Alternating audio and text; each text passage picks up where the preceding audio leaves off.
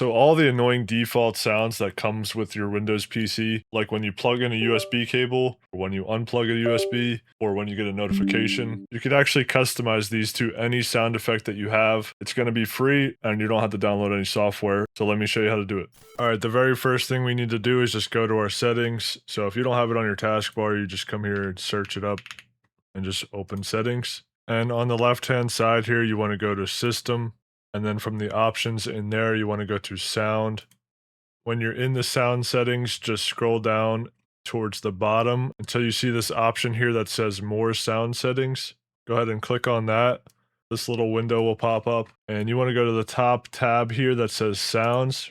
And this is going to be a list of all the typical sounds that you're used to. So if I go over here to device connect, I can click on test.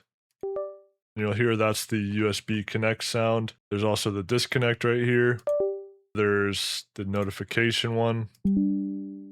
All the stuff you're familiar with, but this is where you can actually change it to whatever you want. So let's go ahead and get a sound effect and then I'll show you the rest after that. So for getting your own custom sound effect, you can get it anywhere that you're familiar getting MP3 files or sound effects from. You can use whatever you want. But I'm going to show you these websites here that have some free sound effects that you might like. So this first one is called myinstance.com and it's just like a meme soundboard. You can go ahead and click any of these buttons to hear the sound effect. So we got, and we have, and I even saw right here, there's the old-fashioned error sound. I might actually use that one. But if you can't find anything on here, there's another website here called freesound.org. Just another website with tons of sound effects on here to download for free. But anyway, let's just get one of the files. So I'll do the error sounds one and I'll just click on it. And right here, there's the download MP3 option and it goes right into my downloads folder. So I'll go up to my downloads in the top right and just open that up.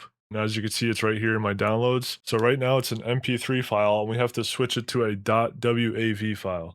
So we're just going to use a free online converter. You could use any of them that you're familiar with. I'll just use this one here, Cloud Convert. And we just have to hit select file, go to our downloads, get the MP3 that we just downloaded, click open, and now it's here ready to convert. So we just click convert in the bottom right here and it converts it pretty much instantly. And you could just hit download right over here. And now that's in our downloads folder in the proper format that we need. So you can delete the MP3 if you want. We have the .wav now. Now, before we do the next step, we should put it in a folder where it's not going to accidentally be deleted. So what I suggest for anyone is just go to search here. Just go ahead and type in music.